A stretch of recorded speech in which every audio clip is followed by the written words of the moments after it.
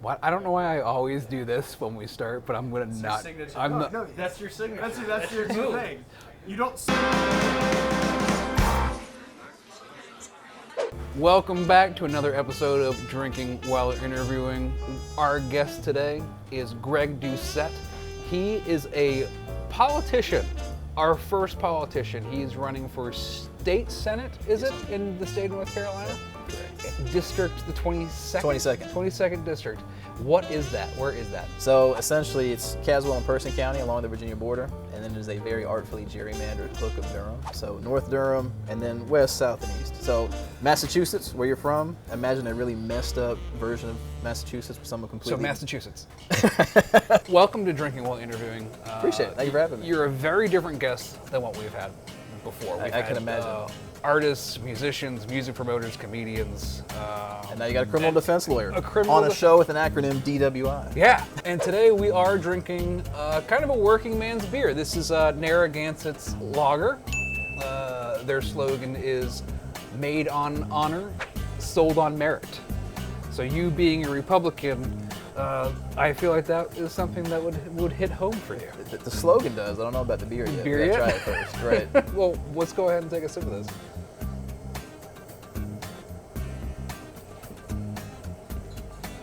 It's not bad, actually. Yeah, that's a very good, just kind of salt of the earth American lager. That sounds about right. Yeah. And with a name like Narragansett, that's real American, meaning Americans went in there and stole the area called Narragansett. I was reading up on you, and one thing that I found interesting is that you were homeless at one point. Yes, sir.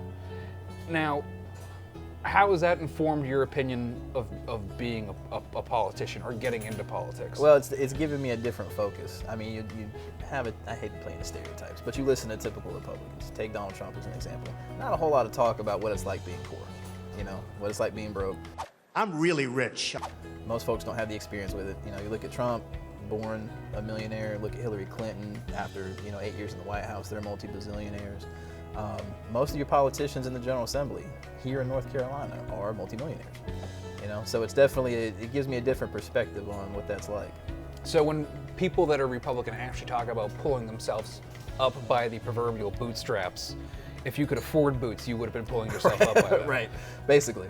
Yeah, it's something where I had a lot of help. You know, what got me on my feet initially was a job at UPS loading trucks. You know, 3 a.m. to 8 a.m. Monday through Thursday, loading trucks every day. So if you guys ever see anyone actually as a delivery driver, thank them, because that is the promotion. As you load trucks and you get used to learning the route, if you do it well enough, they will allow you to drive it after a year or two. You know, that gave me the money to get started, but what really was able to get me back on my feet was being here at NC State, being in college. Eventually got my way back into school and had that protective bubble, if you will. If you look at the people that run for office, you have a lot of people that should not be anywhere near the levers of power. And you go through that, it takes a boatload of money to run, so the people who run tend to be either self-employed or retired. And you know, you're constantly asking other rich people to give you money. So it just, the way this whole structure is set up, it's difficult for a normal, regular, everyday American to run for office and have a chance of winning. So what we got to do is, take for an example the economy.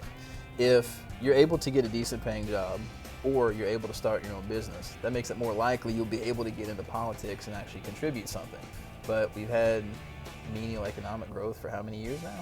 You know, because the politicians in office aren't focused on what's going to enable you to get a good paying job. They're focused on what's going to enable them to get reelected, which a lot of times is passing regulations that a certain political action committee will give them donations for in exchange.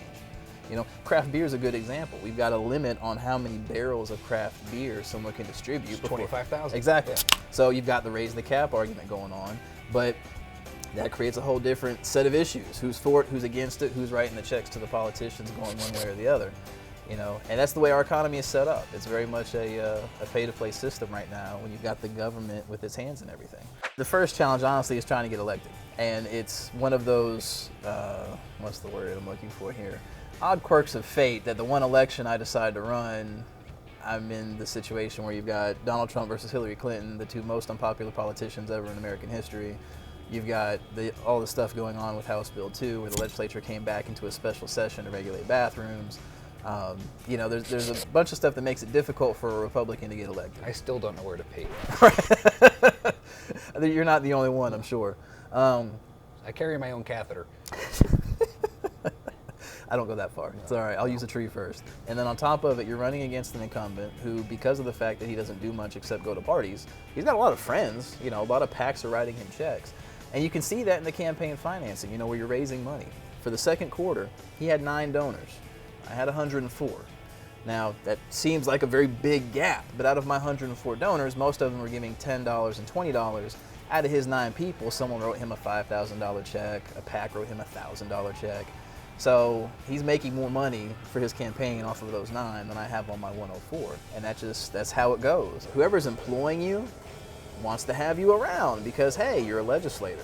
So like the guy I'm running against works for Duke University. Graduated from there, works there. If I were Duke University, it's kind of in my benefit to have a state senator that will do whatever I ask them to do. So that guy's getting money from Duke? He is. So they're taking money that students are paying in tuition and giving it to that guy just because he's a Duke advocate? Yes. In a nutshell. I think his official title on the website is a financial administrator. Now you're speaking insanely candid for someone who's trying to get into politics. Do you feel that talking this way is going to be something that's prohibitive for you if you do get to where you want to go? Well, I think I'm going to talk how I talk regardless. The difference between me and a typical politician is that I actually enjoy my life. I'm running a business, it's going well. I volunteer with a bunch of different causes in Durham. I enjoy that. So if I lose the election, I can wake up on November 9th and still go on with my life. If I win, I don't need to be there forever because I'd like to go back to my life. The folks that don't tell you what they think and they use the euphemisms all the time, those are people that are so accustomed to being in politics, they have wrapped their entire identity around being in office. They don't know how they're going to survive if they don't keep doing that. Think about it. The guy I'm running against has been a politician for 10 years. He was on the city council for 6 and the legislature for 4. 10 years ago, I still had hair. Me too. Sorry, I just had a moment.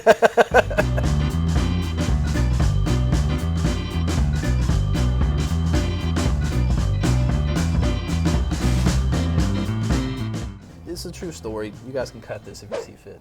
When I ran for office, my very first interview with the media was with the News and Observer. They called me a week before I filed, had heard from someone that I was running, and they asked me why. And it had not clicked in my head that I'm a candidate talking to the media, and my actual answer was because I hate everybody. Hate everybody in the legislature. Because if you look at the Republican side, my own party, you've got a bunch of people where we're hiring, for example, Margaret Spellings as the head of the university system, paying her $775,000 plus bonuses. Is she worth it? No. What you've got is, again, because I dropped out, I've been around the UNC system for years. I moved here in 1998. I didn't finally graduate undergrad until 2009. It took me 11 years to get a 4-year degree. When I started here in 98, you had Molly Broad as the president making about $300,000. 10 years later, you're at Margaret Spellings making $775,000.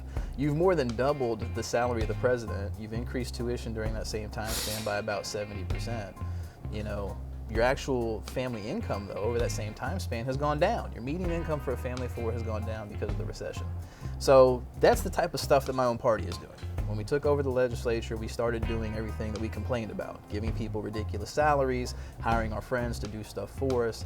It was not what I believed as a Republican. So but then you all that was not done on merit. Exactly, Yeah. Absolutely.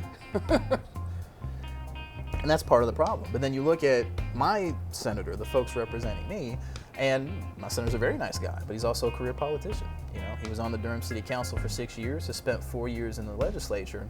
And if you look at the legislation he's written himself during that time, regardless of whether it's passed or not, just stuff that he has written and introduced, you've got one bill that affects only Durham. It's called a local bill. All kinds of legislators do them. And a resolution honoring Duke basketball for their NCAA championship. And that's it. I mean, he's not a thought leader of any kind. He's not really trying to push the envelope and fight for the district. So for me, I don't have anyone I can turn to. I can't turn to my own party because they're focused more on getting rich. I can't turn to the guy who represents me because he's lazy. So I decided that I was going to file for office and try it myself. So if you had to rate this on a scale that was completely arbitrary, what would you give it? If I were choosing between the salt of the earth and, I don't know, it's a good question, the chewing gum you see on the sidewalk, It's actually pretty salt of the earth. You're going salt of the earth? Yeah. In honor of having a political candidate here, I'm going to give this 7 American flag lapel pins. I have one of those. And one of actually. these. Greg, thank you for coming Awesome. on. I appreciate it. It's a pleasure. Thank you. Greg Doucette, running in the 22nd District here in North Carolina. Pleasure to have you on. Come back and see us next time right here on Drinking While Interviewing. Bald is beautiful, man. Isn't it? Yeah. There's like a large segment of women apparently that like bald men. So. I haven't met him yet, but I'll keep an eye out. Me either. I read it on the internet, so it must have been true. Right.